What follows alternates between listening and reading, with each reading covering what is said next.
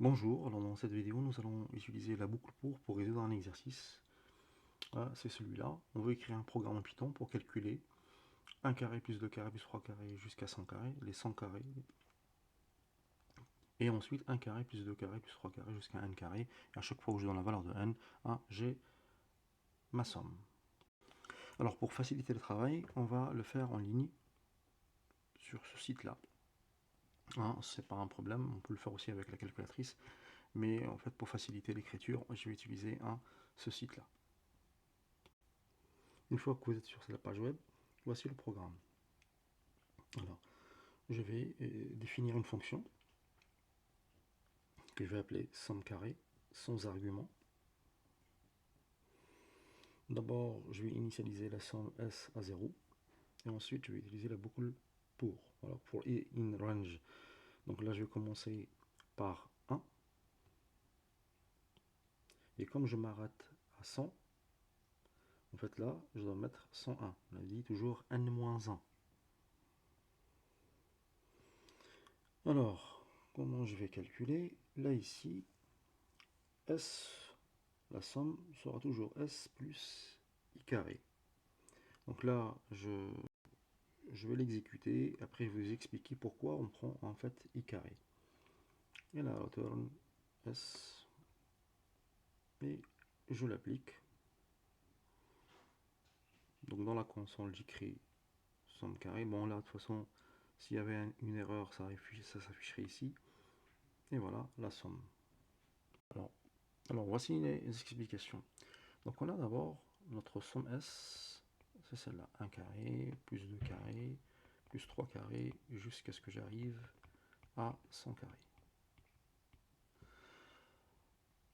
La première valeur de S, on lui donne 0.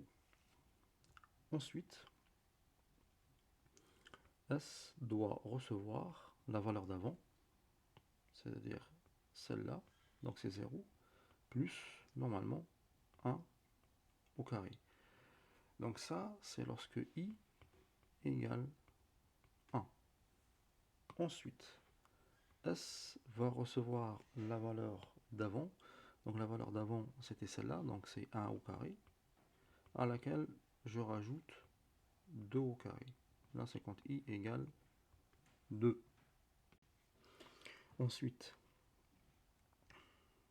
S recevra la valeur d'avant, c'est-à-dire celle-là, 1 carré plus 2 carrés, à laquelle on rajoute 3 carrés, là quand je suis en I égale 3, et ainsi de suite.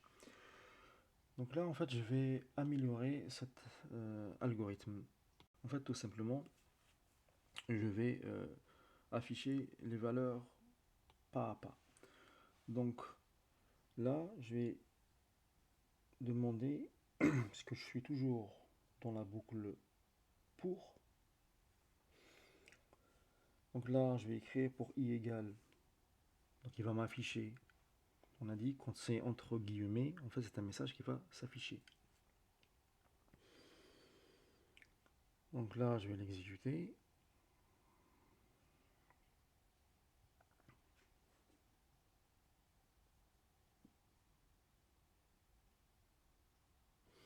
Et voilà. Donc, on voit bien que la dernière valeur correspond au return S, on avait trouvé tout à l'heure. Et après, pour i égale 100, on a bien cette somme-là.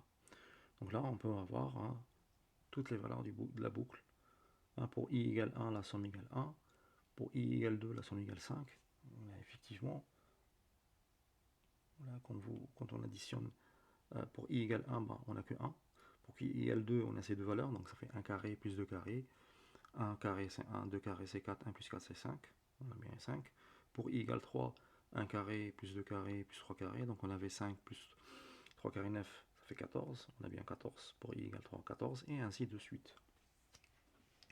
Donc maintenant, on va passer au deuxième problème. Donc cette fois-ci, on va modifier le programme afin qu'il m'affiche la somme en fonction 1 de n.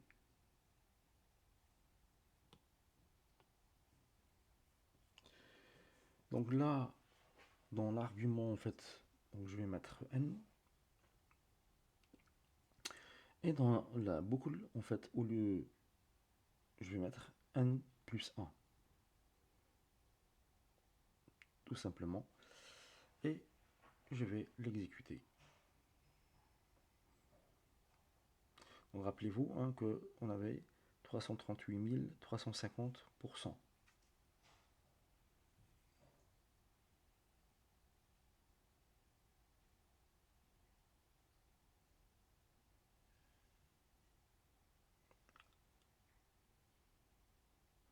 Donc là, je mets par exemple 100.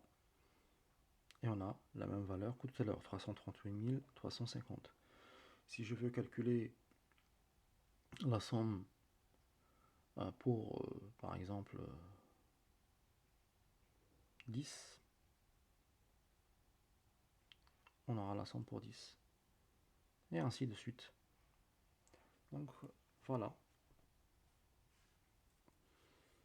Cet exercice aurait pu se faire aussi avec la calculatrice.